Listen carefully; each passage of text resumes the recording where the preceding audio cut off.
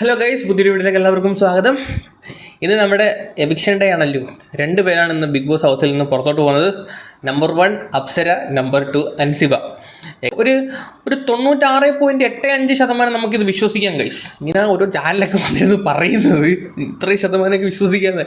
എനിക്ക് ഇൻസ്റ്റാഗ്രാമിൽ എൻ്റെ പോസ്റ്റ് നോക്കിയപ്പോൾ ഞാൻ കണ്ടതാണ് അൻസിബ അതുപോലെ തന്നെ അപ്സര എവിക്റ്റ് ആയിരുന്നു.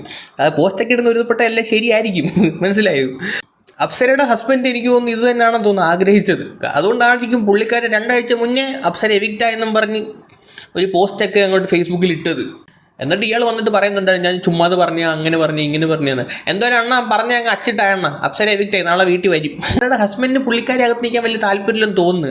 അതുകൊണ്ടാണല്ലോ മറ്റേ അഖിൽമാരാറിൻ്റെ പിള്ളേരെ വരെ ഇങ്ങനെ പറഞ്ഞിട്ട് അപ്സര അടക്കം ഏറി കയറ്റിയത്.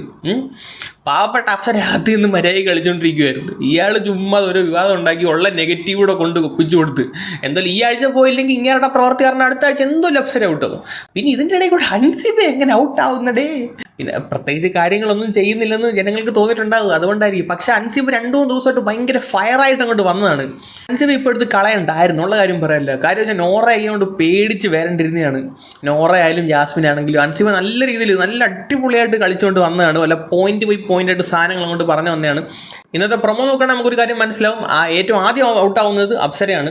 അപ്സര, അഭിഷേക്, ഋഷി ആൻഡ് ജാസ്മിൻ, ഇവർ 4 പേരും മറ്റേ ആക്ടിവിറ്റി ഏരിയയിൽ നിന്ന് കളഞ്ചൊട്ടി കളിക്കുന്ന ആ ഒരു പരിപാടി നടത്തിക്കൊണ്ടിരിക്കും. അൻസിബ അവിടെ ഇരിക്കുന്നുണ്ടായിരുന്നു. അന്നേരം ആദ്യം ഔട്ടാവുന്ന അപ്സരയാണ്. അത് കഴിഞ്ഞിട്ടായിരിക്കും അൻസിബ ഔട്ടാവുന്നത്. ഇന്ന് 2 പറഞ്ഞു വിടുമോ, അതോ ഇന്ന് അപ്സരയെ മാത്രമേ പറഞ്ഞു വിടത്തോളാം? അപ്പോൾ നാളെയും കൂടെ വന്നിട്ട് ലാലേട്ടൻ വന്നിട്ട് നാളെയും കൂടെ പറഞ്ഞു വിടാനുള്ള ചാൻസ് കാണുമായിരിക്കും, അതായിരിക്കും. അപ്പോൾ അപ്സര ആൻഡ് അൻസിബ ഔട്ടായെന്നാണ് നമുക്ക് ലേറ്റസ്റ്റ് ആയിട്ട് അറിയാൻ പറ്റിയ ന്യൂസ് ഗൈസ്. ഒരു ഗുണമില്ലാത്ത ആ ശ്രീതുവും ആവിലെ ചീവീട് നോറ അതിനകത്ത് നിൽക്കുമ്പോൾ ഇവറ്റകളെയൊക്കെ പറഞ്ഞു വിടേണ്ട വല്ല ആവശ്യം ഉണ്ടായിരുന്ന? എന്തെങ്കിലും ഒരു കാര്യങ്ങൾ ഇവരൊക്കെ പറയുന്നുണ്ട്. ശ്രീതുവിനൊക്കെ എടുത്ത് വിളയക്കളേണ്ട സമയം കഴിഞ്ഞ്. എന്താണ് ഗൈസ് നിങ്ങളുടെ അഭിപ്രായം? താഴെ കമൻറ്റ്.